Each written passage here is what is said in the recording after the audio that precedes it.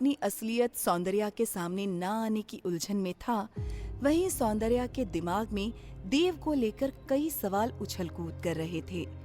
उसे मेन्यू हाथ में पकड़े देख देव ने उसे याद दिलाया। पहले ऑर्डर करो, बाद में दिमाग के घोड़े दौड़ाना।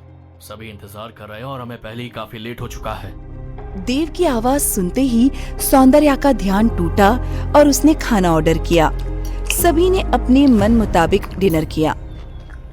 डिनर के बाद बाहर निकलते हुए सौंदर्या ने देखा होटल के मैनेजर के साथ पूरा स्टाफ इस तरह देव के सामने हाथ बांधे खड़ा था जैसे वो कहीं का राजा हो। सौंदर्या इस बात से जहां हैरान थी, वहीं उसके ऑफिस एम्प्लॉइज देव से इम्प्रेस्ड थे और सुजॉय के फेस पर 12 बज गए थे। सभी जाने को तैयार ही थे कि होटल मैनेजर ने आगे बढ़कर देव से रिक्वेस्ट की। सर एक्चुअली क्या आप थोड़ी देर और इंतजार कर सकते हैं सर? सर ऐसा कुछ नहीं, मतलब बात ये कि सारंग सर ना ट्रैफिक में फंस गए सर, इसलिए थोड़ा ज्यादा टाइम लग रहा है। प्लीज सर, बस कुछ मिनटों की बात है सर, प्लीज। देव ने होटल मैनेजर की बातें ध्यान से सुनी और इशारों में उसे एक कोने में ले जाकर धीरे से अपनी बात कही। मैं मिस्टर सारंग और इस होटल के लिए बहुत थैंकफुल हूँ।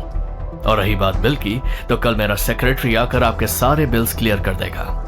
और मिस्टर सारंग से कहिएगा कि अगर फ्यूचर में कभी भी मेरी हेल्प की जरूरत पड़े तो बेझिझक मेरे सेक्रेटरी से आकर मिल ले। फिलहाल मैं थोड़ी जल्दबाजी में हूँ, वरना उन्हें पर्सनली मिलकर थैंक यू कहता। होटल मैनेजर समझ चुका था कि वो चाहकर भी देव को ज्यादा देर तक अपने होटल में नहीं रोक सकता, इसीलिए उसने अपने बॉस की इंस्ट्रक्शन फॉलो करते हुए उसे टोकन ऑफ गिफ्ट के तौर पर सबसे महंगी वाइन की एक बोतल गिफ्ट करनी चाहिए।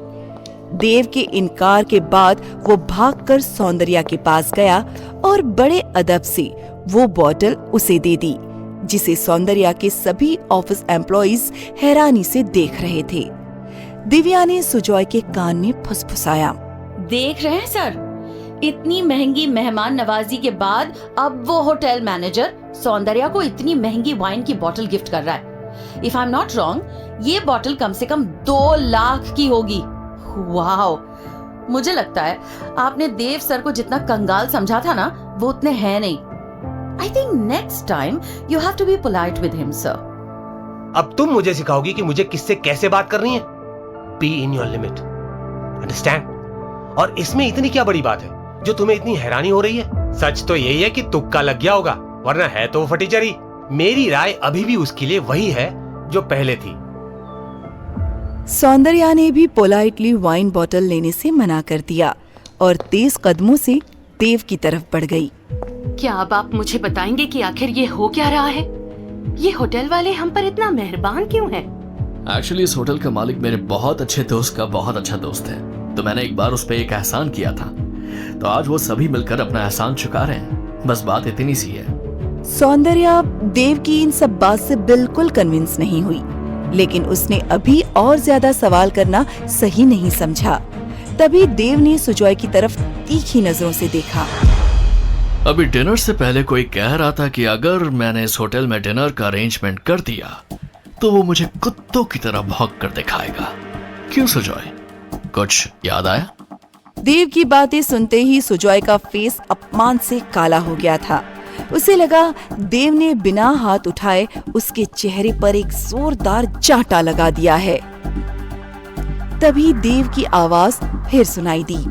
इतना सोचने की जरूरत नहीं है सुजॉय, और ना ही भौंकने की। आगे से इस बात का ध्यान रखना कि तुम सिर्फ सौंदर्या के बिजनेस पार्टनर हो, मालिक नहीं। तो अगली बार उसके साथ सोच समझ कर पेश आना, समझ गए? देव की बातें सुनकर सुजॉय सहम गया था। वहीं सौंदर्या देव को उसके लिए स्टैंड लेते देख खुश हो रही थी। थैंक यू सो मच देव, मेरे बिहाफ पर बोलने के लिए। इतना कहकर सौंदर्या ने